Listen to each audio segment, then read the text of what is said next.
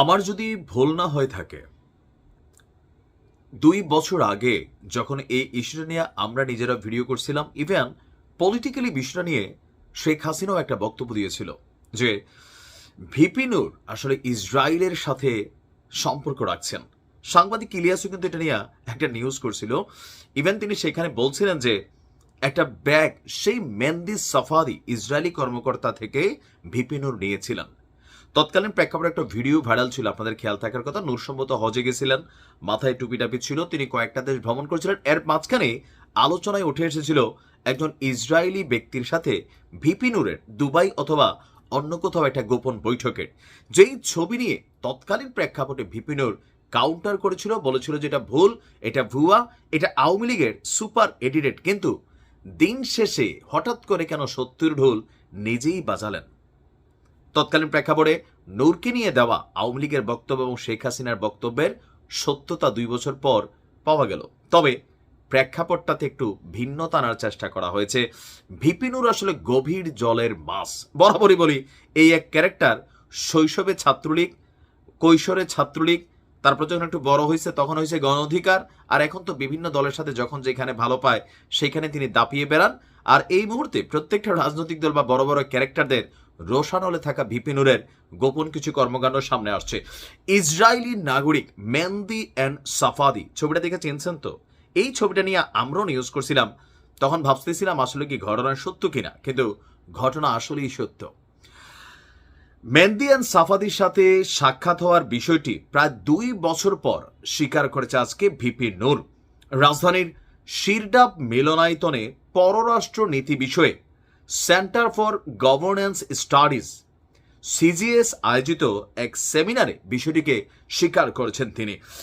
এখানে অধ্যাপক ডক্টর নাজমুল আহসান কলিমুল্লাহ এই প্রসঙ্গে বক্তব্য দেওয়ার পর প্রতিক্রিয়া জানাতে গিয়ে ভিপি নূর বলেন, স্যার একটু বাড়িয়ে বলেছেন, এটা বিভ্রান্তি তৈরি করবে। আমি বাইরে গেলে অনেকের সাথে দেখা হয়, হতেই পারে। এটা বাংলাদেশের মানুষ নিশ্চয়ই। ভিপি নূর ইন্টারন্যাশনাল এমন কোনো ক্যারেক্টার না যাকে আন্তর্জাতিকভাবে এতটা চিনে, বাংলাদেশের মানুষই চিনে। তো এখানে ভিপি নূর যে বক্তব্যটা দিয়েছে, ঘটনার প্রায় 2 বছর পরে মেহেদি সাফাদির সঙ্গে সাক্ষাৎ প্রসঙ্গে ভিপি নূরের বক্তব্য, এক কফি শপে দাঁড়িয়ে ছবি তুলেছিলাম, কফি টফি মিটিং টিটিং কিছুই হয়নি।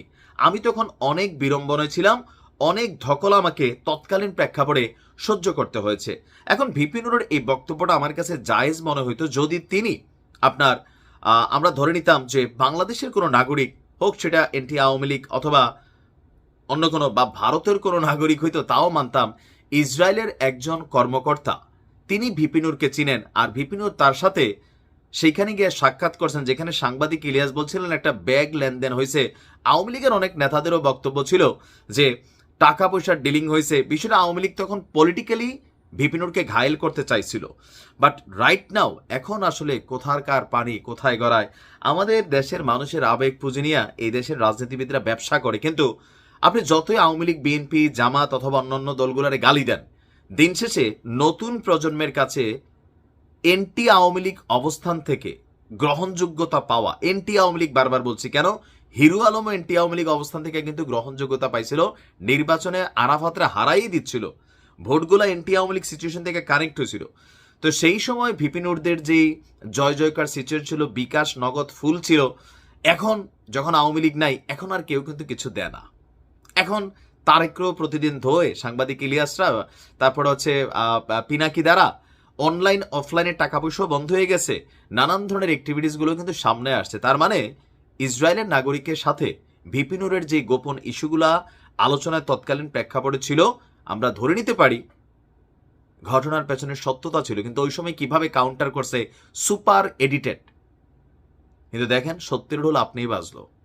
এখন কেন দেখা হয়েছে, কি করছে, এটা নিয়ে নানান বক্তব্য আছে। টাকা পয়সা লেনদেন, এরকম ইসরায়েলে অনেক টাকা পয়সা দিছে বা অনেক কিছু আসছে, এটা নিয়ে বরাবর অভিযোগ ছিল। কিন্তু আজকে তো মনে হচ্ছে ঘটনার পিছনে কিছু না কিছু সত্যতা আছে। ভিপি নূরের উচিত পুরোটা জিনিসটার একদম ক্লিয়ার করা, যদিও মানুষ বিশ্বাস করবে কিনা সেটা সন্দেহ। দেখা যাক কি হয়। ভালো থাকো।